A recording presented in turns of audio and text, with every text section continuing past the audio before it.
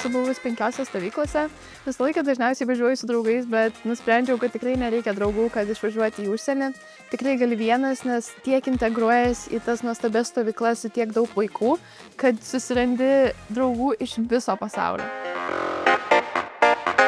Man atrodo, jeigu tu abejoji, tai ir yra rodiklis, kad tau reikia išvažiuoti, nes gal tu turi kažkokio drovumo, kurį reikia nugalėti, ar kažkokio kito savarankiškumo taip pat išmokti. Stovyklą rinkausi iš esmės, ko aš pati noriu.